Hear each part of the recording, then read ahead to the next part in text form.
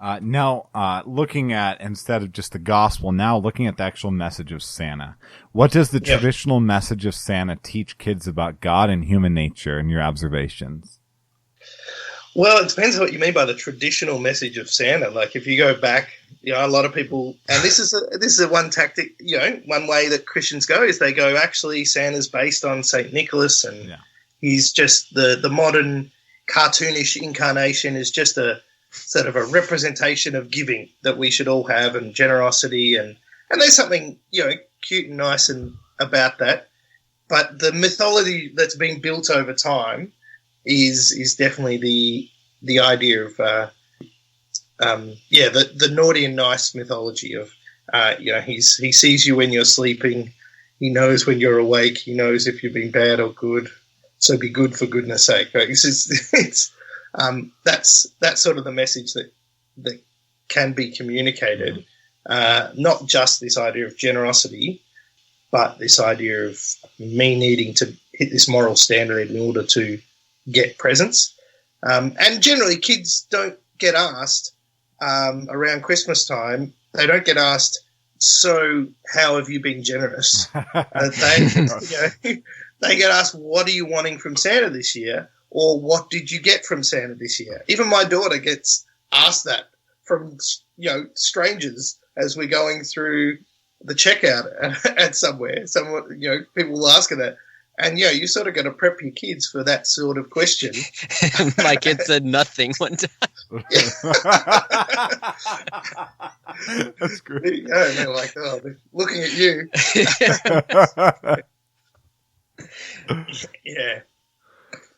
Yeah, so I think that's the I think we need to think about what messages are communicated to our kids, and how we can, and different people will be listening to this maybe in different parts of the world, and so you got to think about what your particular culture, what your family's way of doing it, what your community's way of doing it, what your country's way of doing it. Like, Santa's celebrated differently around the world.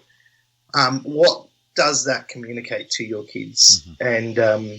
And not be naive to think that it doesn't communicate anything, like that it's just a neutral thing. Yeah. So thinking wisely about that is really important. That's good.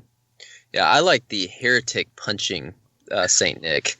That's the one I can get on board with. So why do you think that families today are so quick to celebrate the mythos surrounding Santa Claus? Well, there's that's really you'd have to ask them individually, really. But generally, I think partly it's just osmosis. Like, it's just we've all just been brought up with it, and it just gets passed on as a cultural thing without much thought.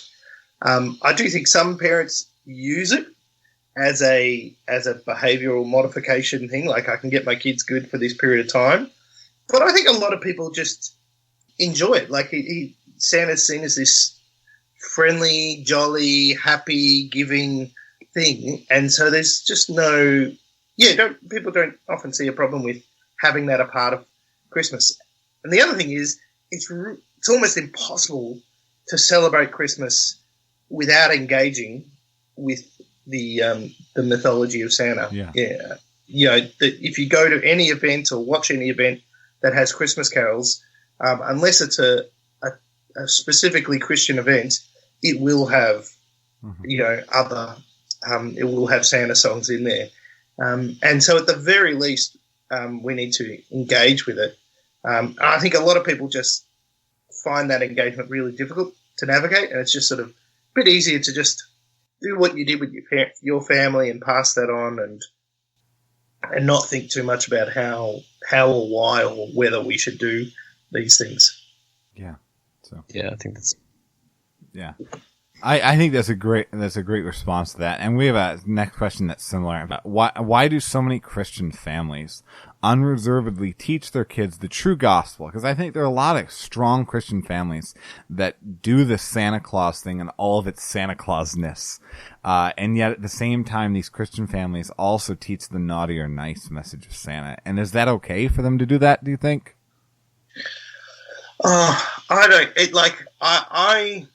I've grappled with whether to how are we going to teach our daughter about it? How are we going to engage our daughter with the issue of Santa or the reality of Santa in our culture?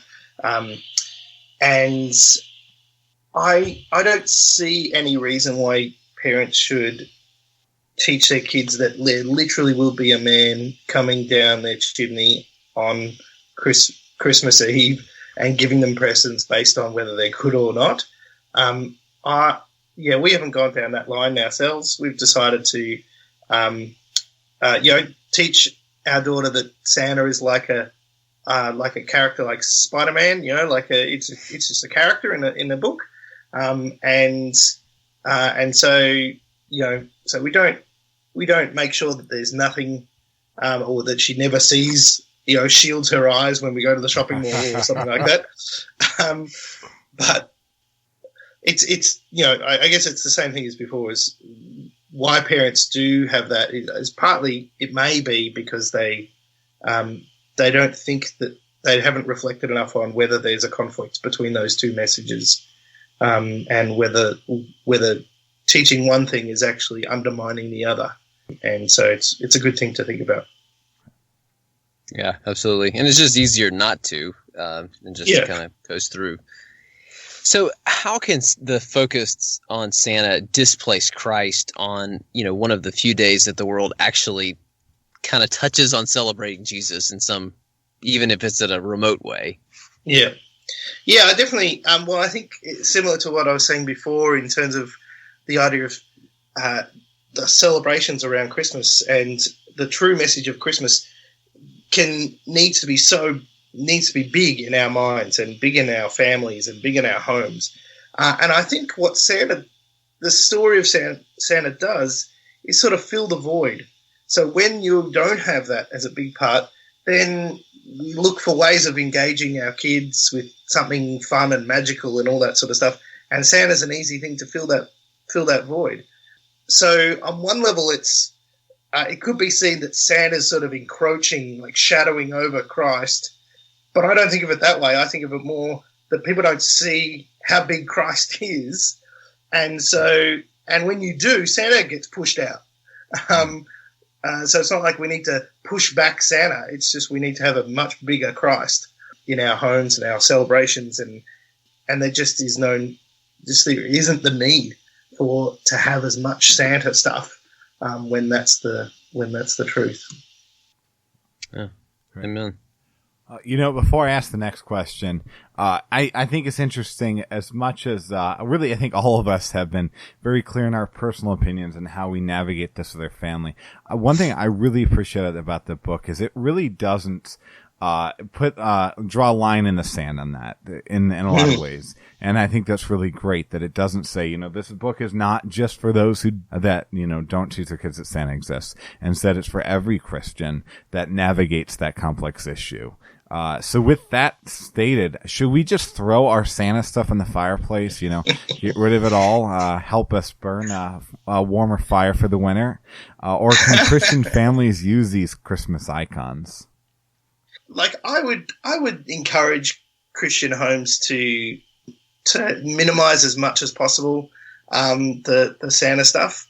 I wouldn't make sure that you tell everyone don't ever put a Santa image on a Christmas wrapping for my child or something like that. You don't have to be that removed.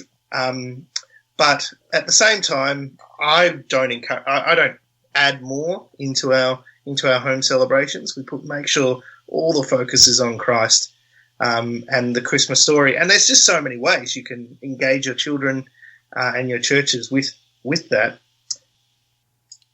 So I don't think you have to throw it all out. I do know my wife and I are different in our childhood upbringing. So I was brought up with Santa was real, right? And I had that crushing moment where I looked out the window and saw my dad making the slide for my younger brother that he then got for Santa the next day. And so when the bubble was burst, and so I had that experience, the common experience. Whereas my wife, her experience, she had Santa growing up, but she always knew it was her parents. It was just a game that her parents, they played, and so there was no illusion that Santa wasn't her parents. So there was no waiting to see if Santa will be on the rooftop and all that sort of thing. But there was also no concern about, love from Santa. They knew it was love from mum and dad, and so it was much more of just a relaxed game, a way of expressing the parents' love for their kids. Mm-hmm. They use that character in that way, and I actually think that's pretty fine, as long as Christ isn't lost in that.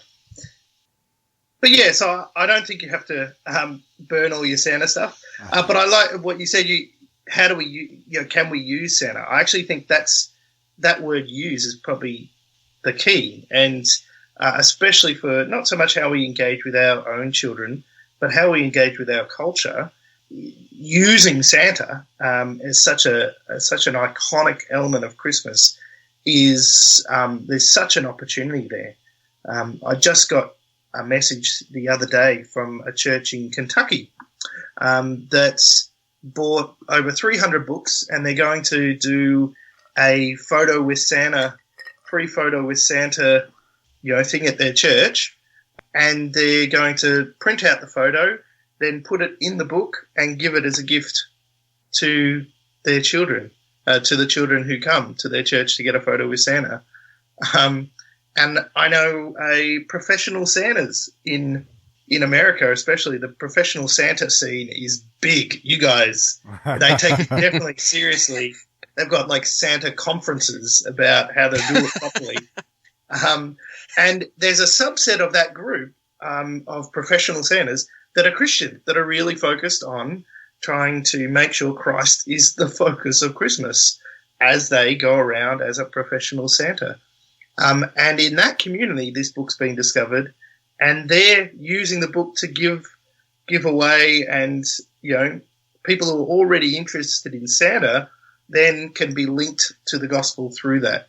So I just think of it as it is a reality of part of our culture, and so if we think it's okay to use elements of our culture, like pop culture references and this and that, in order to share the gospel, then that's how I'd encourage people to think about how can they use this Santa story as a way, how can they think creatively about using it as a way to share the gospel. That's a nuanced answer, and I appreciate that. That's interesting about the conventions. I mean, I knew that there's a lot of Santas around, but I didn't know that it was that big. I thought that was just in an Arnold Schwarzenegger Christmas movie in the 90s. Yeah, that's right. Yeah. Oh, so Simon, what are some other ways that we can redirect our kids into magnifying Christ through the winter festivities, or in your case, summer activities? Summer festivities, that's right. Yeah, I think, for me, what I do with my daughter is engaging her with the Christmas story. So so a lot of people use Advent calendars and things that you can do each day of the month of December, and we do that. And we've got one where it's like a little wooden house, and there's little drawers in each one for each day of the month leading up to Christmas. And in each drawer is a little Bible verse, which we then read. So we read a part of the story. We invested in our family. We invested in a really beautiful nativity set that takes a while to set up. So that's actually a really lovely moment for us to build that, and it becomes a real feature in our home. And I think you just keep you keep talking about it, as that sort of Deuteronomy principle of talk about it when you're sitting and lying down. That all of the gospel, the way we pass it on to our kids, is not thinking that it's just what's the program that we do, or what's the this and that, and that'll just inject them with the gospel like some sort of medicine that we give them. But it's just something that we marinate in day out. And so Christmas is a time where you can marinate your home in those great